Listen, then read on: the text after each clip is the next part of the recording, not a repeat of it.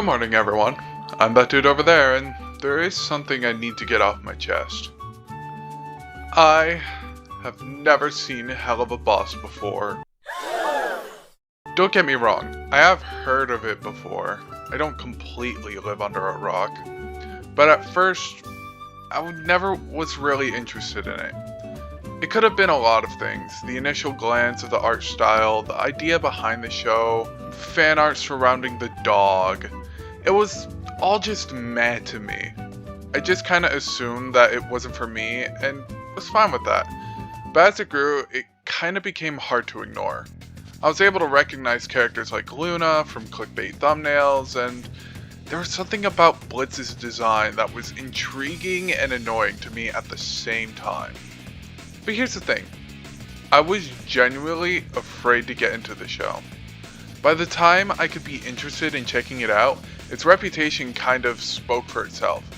It was a really good show with great musical numbers and amazing animation.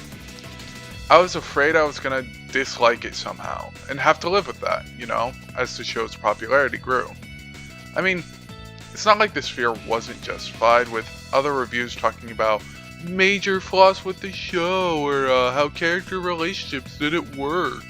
But regardless, I took a week to actually sit down and watch the show. And before I go into my all-out thoughts, I just want to quickly say that if you enjoy the video, why not consider leaving a comment and let me know. And while you're down there, give a like and subscribe for future content. Now, with all that out of the way, I need to tell you something. The hype is justified. I had a hell of a time, no pun intended, watching the gang fuck shit up and explore the world they inhabit. You all probably already know this, but the series follows the company IMP, standing for Immediate Murder Professionals, in hell as they go on jobs killing humans in the mortal realm. A part of the company is their receptionist Luna, married couple Moxie and Millie, and their clinically insane boss Blitz, and yes, the O is silent. The group is really fun, with Moxie having to put up with Blitz's shenanigans, while also having the most wholesome relationship in hell with Millie. The idea of Luna being Blitz's adopted daughter is really random at first, but seeing how she was adopted was really touching, and the less said about Blitz's childhood and feelings of abandonment, the better.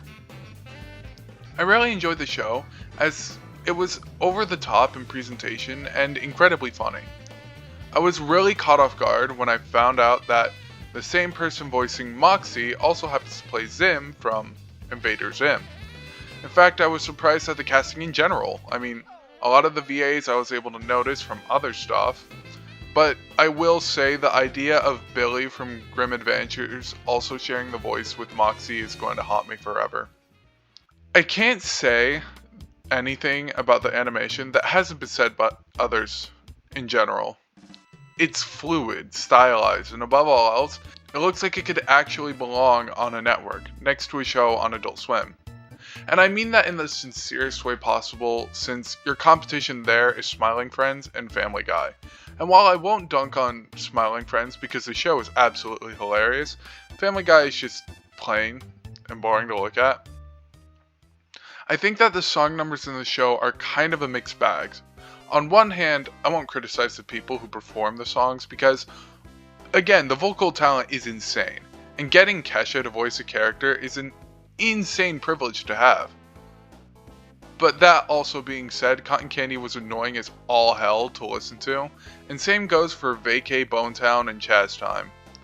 I could sit through them, but at the end of the day, they felt, for lack of a better word or phrasing, just annoying to listen to.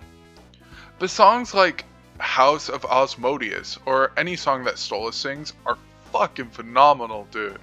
And the visuals make it all the better to watch. And what better way to start the series with that iconic jingle where child murder is free. But let's talk more about characters. And I'm going to start with my absolute favorites, Moxie and Millie. These two are the most wholesome couple in hell. And that's saying a lot considering, well, we're in hell. Moxie is your arms dealer who's more in tune with his sensitive side.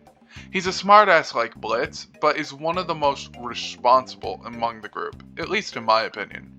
On the flip side though, Millie is your rough and tumble bruiser, who reminds you that yes, these are creatures of Satan, and you should not take them lightly.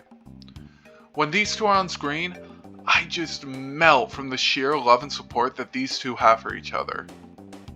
On their own, Moxie does get more character development than Millie, but this never really bothered me.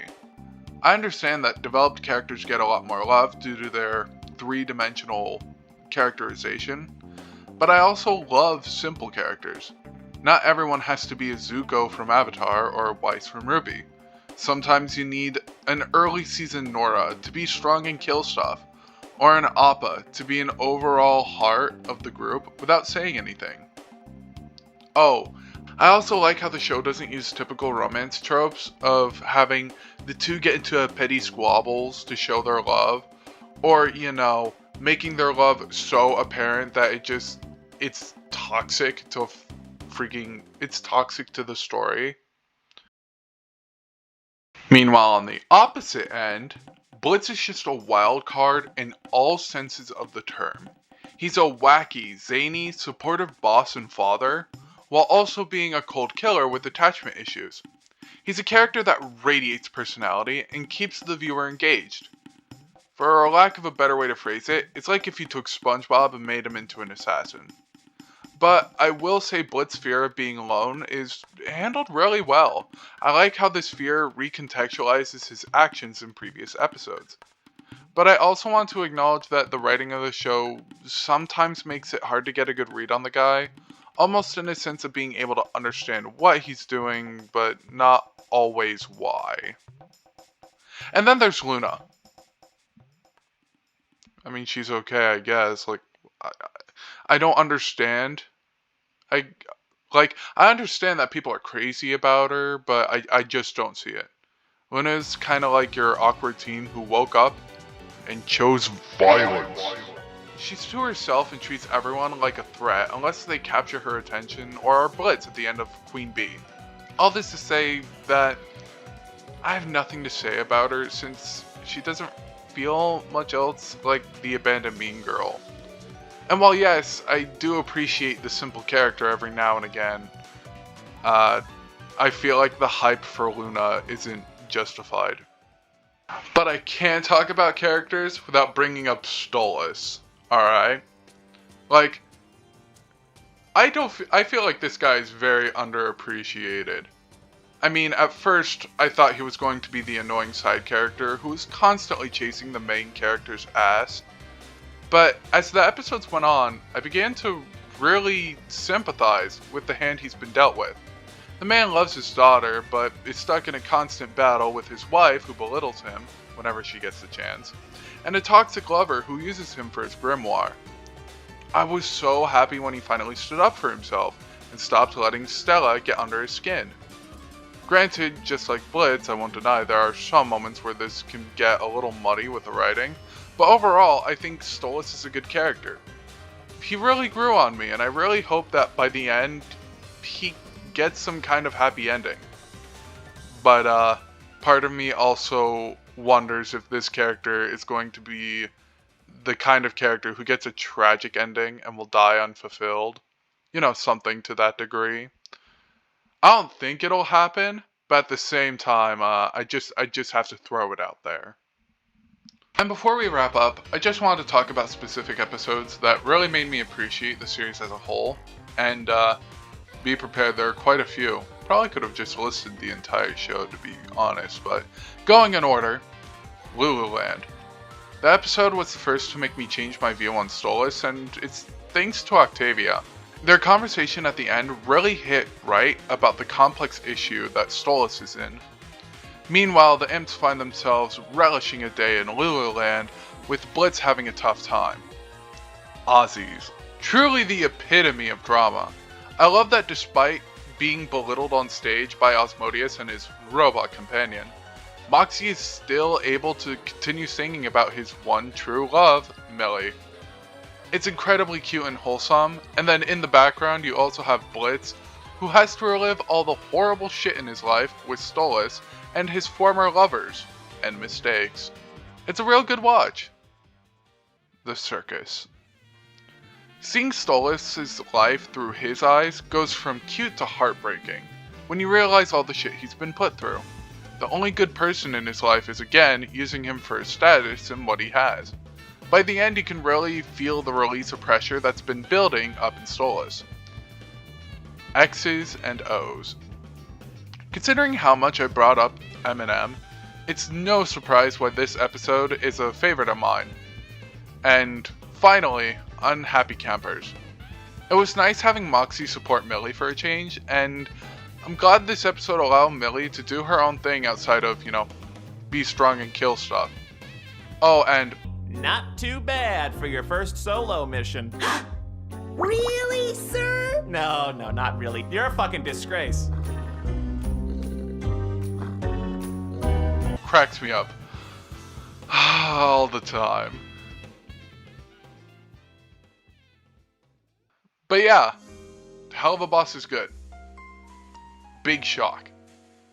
I did want to revise the script a couple times after taking some time to hear the opinions of others, you know? I didn't just want to go out and puke up a sugary video talking about how 20 out of 10 this show is.